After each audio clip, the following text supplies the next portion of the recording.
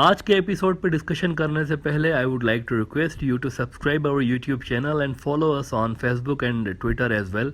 इसके अलावा अगर आप हमें सपोर्ट करना चाहते हैं तो that you can do through a Patreon also. Facebook, Twitter और पेट्रियन के जो लिंक्स हैं वो इस वीडियो की डिस्क्रिप्शन में आपको मिल जाएंगी। इसके अलावा इस चैनल के अबाउट सेक्शन में भी आपको इन तीनों वेबसाइट्स की लिंक्स मिल जाएंगी।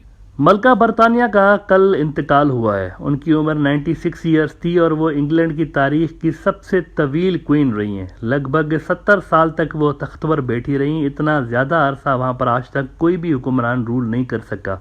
1926 में मलका बरतानिया जो हैं ये लंदन में पैदा हुई और 1947 में इनकी शादी प्रिंस फिलिप्स से हुई। अब बहुत से लोग जो हैं वो ये बात नहीं जानते कि प्रिंस फिलिप्स जो है ये रिश्ते में उनके कज़न भी लगते हैं। गुज़िश्ता साल अक्टूबर में क्वीन को हेल्थ के इश्यूज हुए और बल आखिर कल उनका इंतकाल हुआ है। और उनके जो जानशीन थे जिन्होंने इनके बाद तख्त पर बैठना था वो थे प्रिंस चार्ल्स, और ये भी बरतानिया की हिस्ट्री के सबसे तवील तरीन कैंडिडेट रहे हैं क्राउन प्रिंस के। इनकी वालदा जो है मलका एलिज़ाबेथ, इनके इंतकाल के बाद ये क्राउन प्रिंस नहीं रहे बल्कि ऑटोमेटिकली ये किंग बन गए अब। और ये उनका कानून है वहाँ पर, किंग या क्वीन की अगर मौत हो जाए तो जो जानशीन होता है वो खुद ब खुद रिप्लेस कर लेता है उनको। तो अब इंग्लैंड में क्वीन नहीं होगी बल्कि अब वहाँ पर किंग है, किंग ऑफ इंग्लैंड, और वो थ्रोन पे बैठा हुआ होगा। अच्छा, हुकूमत के जो डे टू डे मामलात है ना उसमें किंग या क्वीन का ज़्यादा रोल नहीं होता। ये सब कुछ उनकी पार्लियामेंट देख रही होती है। ये कुछ सुप्रीम कमांडर जैसा रोल रखते हैं कि बस निगरानी इनकी होती है, बाकी मामलात खुद ब खुद चल रहे होते हैं। दुनिया के चंद अमीर तरीन औरतों में क्वीन का शुमार होता था और ये पॉपुलर हैं बरतानिया के अंदर। मतलब थेरेसा मे हो, बोरिस जॉनसन वगैरह वगैरह। ये जो कुर्सियाँ होती हैं ना ये बार्बर्स चेयर हैं। ये जो उनके प्राइम मिनिस्टर की कुर्सियाँ होती हैं बार्बर्स चेयर। हजाम की दुकान पे चेयर्स नहीं पड़ी होती हैं, एक जाता है दूसरा आता है, लेकिन क्वीन जो है वो हमेशा रहती है। तो वो जो बार्बर्स चेयर पे बैठते हैं वो तो गैर मकबूल कभी होते हैं, कभी पॉपुलर होते हैं, लेकिन क्वीन जो है उसकी पॉपुलैरिटी जो है वो नीचे नहीं हुई। ये एक फैक्ट है, लोग उनको ज़्यादातर जो है वो वहाँ पर पसंद करते हैं। अच्छा, ये जो किंगडम है वहाँ का, दुनिया की जो सबसे पुरानी बादशाहतें हैं उनमें से एक ये किंगडम है बरतानिया का। आप देखें वर्ल्ड वार 1 हुई, वर्ल्ड वार 2 हुई, उसके बाद आप देखें सल्तनतें टूट गईं, सल्तनतें बिखर गईं, जापान जैसा किंगडम दपड़दूस हो गया, रशिया से ज़ार ख़त्म हो गए, इंडिया से मुग़ल सल्तनतें गईं, ओटोमन एम्पायर्स गए, सुल्तान उनके, अफ़गानिस्तान के बादशाह गए, लेकिन यहाँ पर बरतानिया में समहाउ किंगडम आज तक चलता चला आ रहा है सदियाँ गुजरने के बावजूद। तो डू यू नो ये कितना पुराना है? सदियाँ पहले, मतलब तकरीबन कोई 1400-1500 साल पहले नॉर्दर्न यूरोप से, नॉर्दर्न यूरोप आप यूँ समझें कि Sweden, Norway, Scandinavia, Denmark, Finland, Iceland, ये सारे नॉर्दर्न यूरोप के इलाके हैं। यहाँ से कुछ ट्राइब्स जो हैं, मेनली स्कैंडिनेविया से ज़्यादातर जो लोग हैं, ये खेती बाड़ी के लिए ज़मीन ढूंढते ढूंढते इंग्लैंड के इस जजीरे पे आ गए। इनको एंग्लो सैक्सन ट्राइब्स कहते हैं। ये जब आके यहाँ सेटल हुए और शुरुआती तौर पर इनके वहाँ किंगडम बने तो आज से तकरीबन 1100 साल पहले एक किंग इनमें पैदा हुआ, उसका नाम था एथलेटिसन। और फिर साल 927 में पूरे इंग्लैंड का ये यूँ समझे कि किंग बन गया। और इसके 7 साल के बाद जब इसने पूरा इंग्लैंड फतह कर लिया, आज का जो इंग्लैंड आप देख रहे हैं इसको पूरा फतह कर लिया, तो 7 साल के बाद इसने फिर स्कॉटलैंड पर भी हमला करके और उसको कब्जा कर लिया। स्कॉटलैंड जो है ना वो भी इंग्लैंड के जजीरे का ही हिस्सा है, लेकिन वहाँ जो स्कॉटिश कौम रहती है उनकी लाइनेज दरअसल मुख्तलिफ है इंग्लिश कौम से। इसके बाद यह होता है कि ये जो किंगडम इसने बनाया था एथलेस्टन ने, ये कायम रहा, लेकिन फिर 1016 में नॉर्वे वालों ने, नॉर्वे एक बहुत बड़ी उस वक्त सल्तनत थी, इन्होंने हमला किया और हमला करके इसको इन्वेड किया और ये नॉर्वे का हिस्सा रहा। बाद में 1066 जो साल था, साल 1066 तकरीबन आज से 1000 साल पहले, इसमें विलियम जो कि ड्यूक था नॉर्मंडी का, उसने दोबारा पूरे के पूरे इंग्लैंड को अपने ट्रूप्स के जरिए कब्जे में ले लिया। फ्यूडल सिस्टम इस दौरान वहाँ पर जो है ना जंगों के साथ साथ चलता रहा। लेकिन फिर ये होता है कि वहाँ एक गड़बड़ इसके बाद पैदा हो जाती है। जब ये विलियम ने इसको कब्जा कर लिया ना, दोबारा इंग्लैंड का किंगडम उसने रीगेन कर लिया, तो इसके साथ ही एक वहाँ पर गड़बड़ ये पैदा होती है कि जो विलियम था ना, इसके 2 बच्चे थे, एक का नाम था हेनरी और दूसरे का नाम था विलियम 2। अब हुआ ये कि जो हेनरी था उसूली तौर पर हेनरी को तख्त पे बैठना था और हेनरी बैठा भी, लेकिन हेनरी की जो औलाद थी उसमें कोई बच्चा नहीं था, लड़का नहीं था, बेटी थी उसकी, उसका नाम मेल्टिडा था। तो उसने पहली बार किसी औरत को, हेनरी ने किसी औरत को वहाँ पर पहली बार अपना जाननशीन बनाया। तो वहाँ से आप यूँ कह सकते हैं कि क्वींस का सिलसिला मॉडर्न जो इंग्लैंड है उसमें वहाँ से शुरू आपको नज़र आता है हिस्ट्री के अंदर। लेकिन फिर यहाँ पे गड़बड़ ये हो गई, जिस गड़बड़ की मैं बात कर रहा था कि हेनरी का जो भतीजा था, उसका नाम स्टीफन था, उसने चैलेंज किया कि तख्त पे कोई औरत नहीं बैठ सकती, क्वीन कैसे बैठ सकती है भाई। तो उसने कब्जा कर लिया, पावर उसके पास आ गया और वहाँ पर एक सिविल वॉर छिड़ गई मुल्क के अंदर, जिसको ब्रिटिश हिस्ट्री अगर आप पढ़ेंगे तो उसमें दी एनार्की के नाम से इस फेज़ को याद करते हैं, ये कि द एनार्की फेज़। उसमें ये फेज़ होता है जब हेनरी की जो बेटी थी मेल्टिडा और ये जो स्टीफन था उसका कज़न, इसके दरमियान लड़ाइयाँ छिड़ गई थी। फिर स्टीफन ने क्या किया, क्योंकि फैमिली तो एक थी ना, खून तो एक था, तो उनकी सुलह हो जाती है और मेल्टिडा जो थी उसको तो वो वापस नहीं देता थ्रोन जो था स्टीफन, लेकिन मेल्टिडा का जो बेटा था उसका नाम भी किंग हेनरी था, उसको वो ज़रूर बिठा देता है, यानी कि अपने कज़न के बेटे को स्टीफन जो था वो पावर सौंप देता है। इसके बाद लंबा अरसा कभी यहाँ पर अमन रहता तो कभी आपस में ये लड़ पड़ते। लेकिन किस्सा मुख्तसर करते हुए मैं आपको मौजूदा शाही ख़ानदान की तारीख़ पे ज़रा लेकर आता हूँ।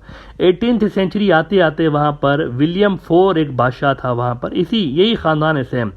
विलियम IV जो किंग था उसने गवर्नेंस सिस्टम में यहाँ पर बड़े रिफॉर्म्स किए। उसने क्या किया कि एक रिफॉर्म्स एक्ट पास किया 1832 में, जिसके बाद यूके की आज की जो आप पार्लियामेंट देख रहे हैं वो वजूद में आती है। ये विलियम IV ने किया था, उसने पार्लियामेंट बनाई थी, हाउस ऑफ कॉमन जो था उसके ज़माने में बना था 1832 में। बहुत पुरानी पार्लियामेंट इनकी, one of the oldest parliaments in the world, ये जो आप यूके की देखते हैं। और फिर जनाब विलियम IV के बाद जो वहाँ पर रूलर इसी ख़ानदान में आया, उसका ताल्लुक इंडिया से और पाकिस्तान से और बांग्लादेश से, हम समेत पूरे साउथ एशिया से आप कह सकते हैं कि था, बल्कि एशिया के और बहुत सारे मुल्कों से। उसका नाम था क्वीन विक्टोरिया। आपने बड़ा ये मशहूर नाम है, आपने सुन रखा होगा, क्वीन विक्टोरिया। अभी जो एलिजाबेथ क्वीन की डेथ हुई है ना कल, इन्होंने क्वीन विक्टोरिया का रिकॉर्ड तोड़ा है। यूके की हिस्ट्री की सबसे लॉन्गेस्ट सर्विंग रूलर जो थी वो अभी ये हुई हैं, लेकिन इससे पहले क्वीन विक्टोरिया थी। मेरे ख्याल से कोई 63 ईयर्स क्वीन विक्टोरिया वहाँ पर हुकूमत में रही। इन्हीं के दौर में एक रिवोल्यूशन सा आ गया, industry, military, technology, queen Victoria के दौर में इसमें बूम आ गया और धड़ाधड़ यूके मुल्कों पे मुल्क फतह करने लगा। इनकी फोर्सेस जो थी हमारी तरफ भी ये आ गए, हमारी तरफ आगे धोखे से। हम तो ना मसाले बेचने आए हैं, ईस्ट इंडिया कंपनी मसाले बेचने आए हैं हम, लेकिन फिर मसाले बेचने के नाम पे उन्होंने पूरा इंडिया ही मुगलों से दबरदूस करवा लिया। 1909 तक क्वीन विक्टोरिया जो थी वो रहीं, उनका रूल रहा और फिर 1901 में उनकी डेथ हो गई। 63 ईयर्स वो रहीं एज आई सेड। इसके बाद इनका बेटा एडवर्ड बादशाह बनता है। एडवर्ड के बाद जॉर्ज बादशाह बनता है। उसी दौर में वर्ल्ड वार 1 होती है, आयरलैंड भी इनसे अलग हो जाता है। लेकिन फिर 1936 में एक अजब तमाशा लगता है वहाँ पे, अजब तमाशा। British history is very interesting. Edward जो था ना, एडवर्ड जो कि विक्टोरिया के बाद बना था यूके का किंग, एडवर्ड ने क्या किया कि इस भाई साहब को, अमेरिका की एक औरत थी जो कि तलाक याफ्ता थी, 2 मरतबा उसको तलाक हो गई थी। उस औरत का नाम था वेलिस सिम्पसन। इस अमरीकी औरत से इस भाई साहब को प्रेम हो जाता है। अब इसको जब प्रेम हो जाता है तो ये सारे परेशान हो जाते हैं कि ये क्या कर रहा है भाई। अगर इससे ये शादी कर लेता है अमरीकी औरत से और अमरीकी औरत के बच्चे हो गए तो बच्चे तो फिर ब्रिटिश नहीं होंगे, बच्चे तो दूसरी कौमियत के होंगे। तो दूसरी कौमियत कैसे यहाँ पे इंग्लैंड के ऊपर हुकूमत करेगी, ये तो चलेगा ही नहीं। लेकिन एडवर्ड भाई साहब कहता है कि नहीं मित्रों, इश्क न पूछे जात न वेखे तख्त न वेखे ताज, मैं तो बादशाहत भी छोड़ दूंगा, सब कुछ छोड़ दूंगा, मुझे प्रेम हो गया, मैं ना सिम्पसन से ही शादी करूंगा। चर्च ऑफ इंग्लैंड वाले आते हैं, वो भी इसको मना करते हैं कि महाराज ये तो शाही खानदानों के उसूलों के खिलाफ है, क्या कर रहे हैं आप। ये जो आजकल आप प्रिंस हैरी की शादी देखते हैं ना अमेरिकन अदाकारा से, जिनकी वजह से उन्होंने शाही खानदान ही छोड़ दिया हुआ है, ये पहले हो चुका है। History repeats itself. ये इसी शाही खानदान में पहले हो चुकी है स्टोरी, सारी की सारी सेम स्टोरी है तकरीबन। तो जब एडवर्ड बादशाह बाज नहीं आ रहा था तो इन्होंने वही किया जो कि आजकल प्रिंस हैरी के साथ हुआ है। कॉन्स्टिट्यूशनल क्राइसिस वहाँ पर पैदा हो जाते हैं, लेकिन वो क्राइसिस ज़्यादा संगीन थे। प्रिंस हैरी का नंबर तो बहुत बाद में आता है ना तख्त पे बैठने के लिए, वो शायद ज़िंदगी भर बैठ भी ना सके अगर वो इनसे शादी ना भी करता तो।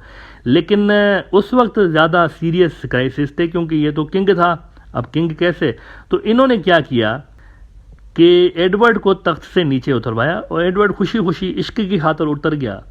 तो उसका जो भाई था ना जॉर्ज बादशाह बनता है। फिर एडवर्ड जो था वो ड्यूक बन गया एक छोटी सी रियासत का, और बाकी जो ये जो तख्त था ये जॉर्ज को दे देते हैं।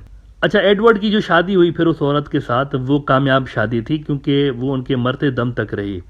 जॉर्ज जो था ये इंडिया का आखिरी ब्रिटिश रूलर था। उसी के दौर में इंडिया और पाकिस्तान आज़ाद हुए क्योंकि आलमी जंगों में फंस के ब्रिटिश राज वैसे ही कमज़ोर हो चुका था। क्वीन एलिजाबेथ जो हैं ये असल में जॉर्ज की ही बेटी थी, वो जो एडवर्ड के बाद बादशाह बना था उनकी बेटी थी, और 1952 से वो बरतानिया की क्वीन रही हैं। उनको जब तख्त मिला तो it was a declining UK. एक यूके एक बहुत बड़ी सुपर पावर थी दुनिया की। जिस तरह आज अमेरिका है तो एक वक्त में यूके दुनिया की सुपर पावर हुआ करती थी पूरी दुनिया में। इनके लिए कहते थे कि इनकी सल्तनत का सूरज गुरूब नहीं होता।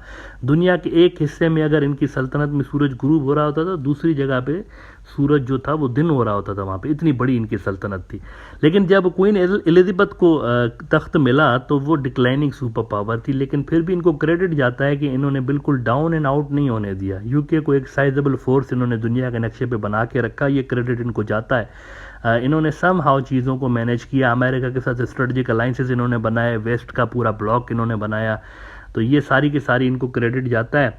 अब इनका जो बेटा है चार्ल्स, जो कि प्रिंस चार्ल्स के नाम से पहले मशहूर था, अब वो बन गए हैं किंग, और अब वो किंग चार्ल्स 3 के नाम से आपको आने वाले दिनों में उनकी तरफ से हो सकता है कि वो कुछ ज़्यादा रोल एज यूजुअल प्ले ना करें जिस तरह उनकी वालदा करती थी। वो भी साइड में ही रहेंगे, पीछे आगे उनकी पार्लियामेंट होगी।